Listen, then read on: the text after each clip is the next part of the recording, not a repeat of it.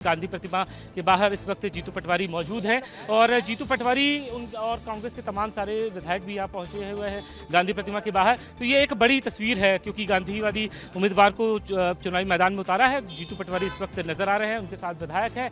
तो ये गांधी प्रतिमा के पास कांग्रेस के तमाम सारे विधायक पहुँचे हुए हैं और उनसे वो मुलाकात कर रहे हैं। तो ये निश्चित तौर पर एक अच्छी तस्वीर है लोकतंत्र की और तमाम सारे यहाँ पे विधायक धीरे धीरे करके पहुँच रहे हैं गांधी प्रतिमा के बाहर। ये एक मैसेज देने की कोशिश है कि गांधीवादी अगर उम्मीदवार को उतारा है तो ये एक मैसेज देने की कोशिश हो रही है। मीनाक्षी नटराजन इस वक्त दिखाई दे रही हैं और जीतू पटवारी मौजूद हैं और फूल सिंह बरैया भी मौजूद हैं। तो ये एक अच्छी तस्वीर है, महिला विधायक भी है और महात्मा गांधी के जो प्रतिमा है उसमें ये सूत का माला है वो यहाँ पे रख रहे हैं, गांधी जी को नमन कर रहे हैं। तो ये गांधीवादी उम्मीदवार को एक तरीके से यहाँ पे प्रेजेंट करने की ये कोशिश है। जीतू पटवारी यहाँ पे मौजूद हैं और अब यहाँ से नामांकन भरने के लिए जाएंगे और गांधी प्रतिमा के पास यहाँ पे मौजूद हैं जीतू पटवारी और यहीं से नामांकन दाखिल करने के लिए जा रहे हैं। जीतू पटवारी और मीनाक्षी नटराजन के बीच बातचीत हो रही है। तो ये बहुत खास तस्वीर है। बतौर प्रदेश अध्यक्ष यहाँ पे जीतू पटवारी जी मौजूद हैं और गांधी प्रतिमा के पास आप पहुंचे हुए हैं और यहाँ पे जो तस्वीर मैसेज देने की गई है ये बहुत खास है और तमाम सारे यहाँ पे विधायक भी पहुंचे हुए हैं और ये मैसेज देने की कोशिश है कि गांधीवादी उम्मीदवार को यहाँ पे चुनावी मैदान में पार्टी ने उतारा है। गांधी प्रतिमा के बाहर नीचे ये जीतू पटवारी, कांग्रेस के तमाम सारे विधायक महात्मा गांधी को नमन कर रहे हैं और यहाँ से अब नामांकन के लिए जाएंगे। तो ये तस्वीरें हैं विधानसभा के बाहर। अक्सर अमूमन कांग्रेस यहाँ प्रदर्शन करती रहती है, लेकिन जब आज नामांकन का दिन है तो महात्मा गांधी को याद किया जा रहा है। महात्मा गांधी के अमर होने की यहाँ पे नारेबाजी की जा रही है, यहाँ पे गांधी को याद किया जा रहा है। तो ये खास तस्वीरें हो जाती है और नामांकन दाखिल करने के लिए यहाँ से जा रहे हैं। पहला नामांकन दाखिल करने के लिए जा रहे हैं नेता प्रतिपक्ष भी है और राज्यसभा सांसद भी यहाँ पे मौजूद हैं। तो ये निश्चित तौर पर बहुत खास हो जाता है जब तमाम सारे कांग्रेस के इस वक्त विधायक है यहाँ से जा रहे हैं। नामांकन कोशिश करिए, इतने सारे विधायक हैं, नेता हैं, बात करिए जरा सबसे। आज नामांकन दाखिल करने के लिए जा रहे हैं। गांधी को याद किया गांधी को याद किया। कांग्रेस हमेशा महात्मा गांधी के विचारों पे चलती रही है, उन सिद्धांतों। नाथू राम गोडसे की विचारधारा को खत्म करना है। तो ये लड़ाई मीनाक्षी नटराजन जी की लड़ाई नहीं है, एक विचारधारा की लड़ाई है और कांग्रेस पार्टी देश में लोकतंत्र मजबूत रहे इसकी लड़ाई है। कांग्रेस का उम्मीदवार जीतेगा, ये मैं आपको विश्वास दिलाता हूं। कांग्रेस का उम्मीदवार जीतेगा इस वक्त कह रहे हैं और अब नामांकन दाखिल करने की प्रक्रिया की ओर कांग्रेस बढ़ चुकी है। तो उमंग सिंगार से आपने सुना कि उमंग सिंगार ने कहा कि कांग्रेस का उम्मीदवार जीतेगा। तो देखना दिलचस्प हो। बिल्कुल, तो तस्वीरें विधानसभा परिसर के अंदर की उस वक्त हम आपको दिखा रहे थे। चूंकि विधानसभा परिसर के अंदर कनेक्टिविटी एक बड़ी परेशानी रहती है, लेकिन मीनाक्षी नटराजन जब विधायक दल की बैठक के लिए पहुंची थी तो फिर उनका पुष्पगुच्छ देकर स्वागत किया गया था। चर्चा लगातार तेज है। अब गांधीवादी और गोडसेवादी विचारधारा की लड़ाई से कहा जा रहा है कांग्रेस पार्टी की तरफ से, लेकिन ये तस्वीर इस वक्त कांग्रेस पार्टी के तमाम नेता विधायक हरीश चौधरी कुछ कह रहे हैं। दूसरे राज्यों में भी तोड़फोड़ हुई और ये धनबल और संवैधानिक संस्थाओं का दुरुपयोग ये हारेगा। बड़ी चुनौती भी तो है आपके सामने। कोई चुनौती नहीं है, मध्य प्रदेश बहुत मजबूत है, सशक्त मध्य प्रदेश बहुत मजबूत है। अभिषेक आ जाइए, कांग्रेस के नेताओं को बैठक कर लेने दीजिए। हमने बहुत सारी बातें, तस्वीरें दिखा दी, सब कुछ बयां करा दिया कि कांग्रेस में अभी क्या सुना। तो एक बड़ा सवाल ब्रजेश जी यहाँ ये खड़ा होता है कि कांग्रेस पार्टी एक तरफ कह रही है कि सब कुछ बहुत अच्छा है, दूसरी तरफ आरोप भी भारतीय जनता पार्टी पर लगाए जा रहे हैं कि भाई लोकतंत्र की हत्या है, ये धनबल है, बाहुबल है, इससे जीतने की कोशिश की जा रही है।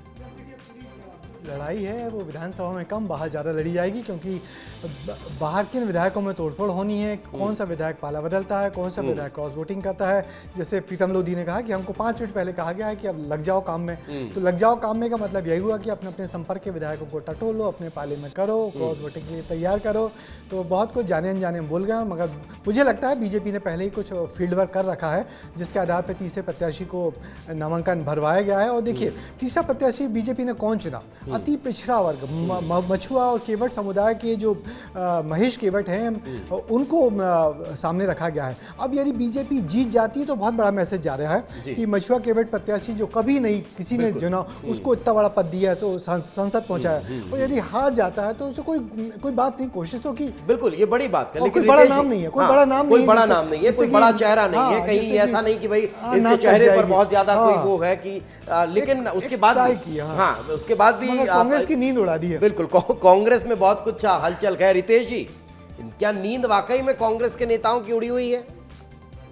मुझे तो दूर दूर तक कहीं भी कांग्रेस की नींद उड़ती हुई नहीं दिख रही है, पर इस बात पर सवाल जरूर उठ रहे हैं कि कल तक जिस व्यक्ति को पार्टी ने 6 साल के लिए महेश केवट को निष्कासित किया था, सारे नियमों को तार तार करते हुए भारतीय जनता पार्टी ने एक बार फिर देश के सामने ये प्रदर्शित किया है कि सारे नियम सारे कानून भारतीय जनता पार्टी में उस दिन ध्वस्त हो जाते हैं जिस दिन स्वार्थ की राजनीति को ऊपर उठाना होता है। महेश केवट को अनुशासनहीनता के लिए 6 साल के लिए आप उठाकर रिकॉर्ड देखिए। और दूसरी बड़ी बात कि मछुआरा वर्ग से आते हैं, पर भारतीय जनता पार्टी में ऐसे ऐसे मगरमच्छ हैं जिनने कई बार अपनी पार्टी की छोटी मछलियों को निगल लिया है, तो कहीं ये उसके शिकार न हो जाए। उनको तो अभी अध्यक्ष बना दिया है मछुआ बोर्ड का, मतलब बना दिया, लेकिन पार्टी से भी निष्कासित इन्हीं को किया था ना, इन्हीं को ये पार्टी के किनारे लगा दिया था पार्टी ने इनको, और पार्टी ने फिर से अपना काम साधने के लिए इनको लूप लाइन से उठाकर मेन लाइन में लाने का काम पिछला वर्ग के कांग्रेस भारतीय जनता पार्टी में अजय जी इतने ही तैसी थे, रितेश जी तो आप प्रत्याशी पर ही सवाल खड़े करने लगे। दिक्कत ये बात है कि आप पूरा सेंटेंस ही फ्रेम नहीं करने दे रहे हो। मैं ये कह रहा हूं अगर इस वर्ग के इतने ही तैसी थे तो शुरू में जो 2 सीटें दी गई है तरुण चुग के लिए और रजनीश अग्रवाल के लिए, तो महेश केवट का नाम वहां क्यों नहीं आया?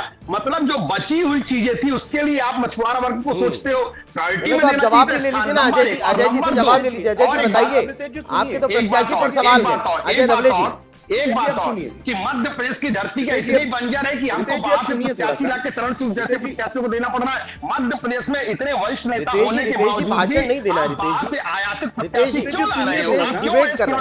डिबेट कर रहे हैं, एक एक करके छोटी थोड़ी बात आप कहिए, थोड़ी बात अजय जी कहेंगे। अजय जी जल्दी से अपनी बात रखिए, फिर बीजेपी दफ्तर का रुख करूंगा। दिपेश जी, निश्चित रूप से ब्रजेश जी यहाँ बैठे हैं और बहुत अच्छा अवसर है। उनकी किताब वो 17 दिन यदि कांग्रेस पढ़ ले तो उसको अपने घर के अंदरूनी हालात पता चल जाएंगे, किस प्रकार से कांग्रेस ने एक जीती हुई बाजी हारी थी। निश्चित रूप से कांग्रेस अपने अस्तित्व को बचाने की लड़ाई लड़ रही है। जब किसी दल के पास ना विजन हो, ना अपने विधायकों को बचाने का कोई रणनीति हो, तो निश्चित रूप से वो अंतर्द्वंद्व और इंटरनल कॉन्फ्लिक्ट से जूझता है। राज्यसभा का इलेक्शन जो होता है वो सिंगल प्रेफरेंशियल वोट पे होता है, और निश्चित रूप से भारतीय जनता पार्टी के कैलकुलेशन इस प्रकार के हैं कि फर्स्ट प्रेफरेंसेस की वोट, सेकंड प्रेफरेंसेस की वोट, और भारतीय जनता पार्टी निश्चित रूप से ये तीसरी सीट जीतने जा रही है। हम कोई बिल्कुल मैं रोक रहा हूं अजय जी। इस वक्त बड़ी खबर, भारतीय जनता पार्टी में राज्यसभा चुनाव को लेकर हलचल तेज हो चुकी है। मंत्री और विधायकों का बीजेपी दफ्तर पहुंचना शुरू हो चुका है। ये बड़ी जानकारी इस वक्त आपको दे रहे हैं। यानी अब रणनीति पर चर्चा होने के बाद अब उसे अमल में कैसे लाना है, जमीनी स्तर पर कैसे उतारना है, अब इस दिशा में काम किया जा रहा है। इस वक्त हमारे सहयोगी विवेक राणा हमारे साथ मौजूद है। विवेक, कौन कौन बड़ा नेता पहुंच रहा है, क्या कुछ हो रहा है वहां पर?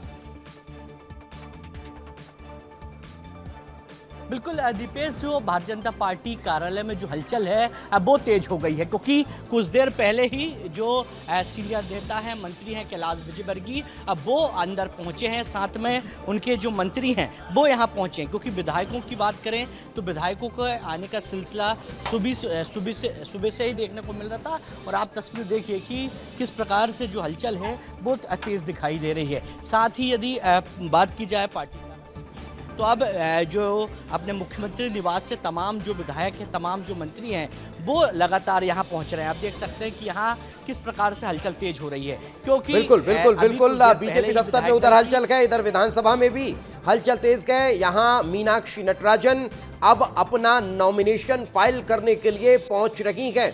अपना नामांकन दाखिल करने के लिए मीनाक्षी नटराजन जाती हुई दिखाई दे रही हैं। ये बता रहा है कि कांग्रेस पार्टी अब तीसरी सीट को जीतने के लिए पूरी तरह आश्वस्त है। लेकिन अब ये जो तस्वीरें हैं बहुत खास हो जाती हैं। अब जरा प्रोसेस समझ लेते हैं। ब्रजेश जी हमारे साथ मौजूद हैं। ब्रजेश जी, वो 17 दिन का जिक्र अजय जी ने किया है, और अजय जी ये बता रहे हैं कि भाई कांग्रेस पार्टी पढ़ ले तो बहुत अच्छा होता। बीजेपी ने पूरी तरह से पढ़ ली है, यही कारण है कि अब ये तीसरी बार ऑपरेशन लोटस जो है उसकी तैयारी है। लेकिन ये जो प्रोसेस क्या रहती है ये नॉमिनेशन फाइल वाइल करने की? नहीं देखिए, अजय जी ने तो बहुत 17 दिन पढ़ी है, मगर अब मुझे लगता है वो 10 दिन भी लिखी जाएगी, क्योंकि आने वाले 10 दिन बहुत घटना प्रधान होंगे। कौन कहाँ आएगा जाएगा इस पर हम लोगों की पत्रकारों की नज़र रहेगी, और हमारे ये दोनों प्रवक्ता साथी भी देखेंगे कि कौन कहाँ आएगा जाएगा। मगर निश्चित आपने जो प्रोसेस की बात की है, विधानसभा में एक चैम्बर बना दिया जाता है जहाँ राज्यसभा निर्वाचन के लिए एक सचिवालय बन जाता है। वहाँ पे विधानसभा में नीचे एनेक्सी में एक चैम्बर बन गया है। वहाँ जाके जो विधानसभा के पीएस हैं ये नामांकन का पत्र लेते हैं, नामांकन की स्क्रूटनी करते हैं। तो आपने देखा होगा सारे जो प्रत्याशियों के साथ बिल्कुल बिल्कुल बिल्कुल। इस वक्त एक बड़ी जानकारी, मध्य प्रदेश विधानसभा में नामांकन की प्रक्रिया शुरू हो चुकी है, जिस बात की जिक्र लगातार ब्रजेश जी कर रखे हैं। कांग्रेस उम्मीदवार मीनाक्षी नटराजन अपना नॉमिनेशन फाइल करने के लिए पहुंच चुकी हैं, और ये बड़ी जानकारी, साथ में जीतू पटवारी नजर आ रहे हैं, उमंग सिंगार हैं, कांग्रेस पार्टी के तमाम दिग्गज नेता। लेकिन कई विधायक अभी भी नदारत हैं कांग्रेस। हाँ बिल्कुल बिल्कुल। अब पूछना पड़ेगा कांग्रेस के प्रवक्ता जी से, रितेश जी से, कि कुछ विधायक अभी भी दिख नहीं रहे। उसमें अभय मिश्रा का नाम भी आ रहा है, कुछ और विधायक भी हैं, मगर अभी 10 दिन है, बहुत कुछ होना जाना बाकी है। रितेश जी कहाँ हैं, ये पता है? पार्टी को बताकर गए या फिर अचानक गायब हो गए? रितेश जी तक पहुंच जाएंगे तो लगभग सारे विधायक, पिछली बार आपने 2-3 का नाम उठाया था, वो तीनों आज की मीटिंग में उपस्थित हो गए हैं। तो कांग्रेस को अभी मैं देख रहा था, डेटा देख रहा था कि पिछले बार जिन 20 विधायकों ने पार्टी से गद्दारी की थी, आज की डेट में 4 विधायक ही बचे हुए हैं, 4। तो सबको अपना हश्र मालूम है, अंजाम मालूम है, और भारतीय जनता पार्टी कहां ले जाके छोड़ती है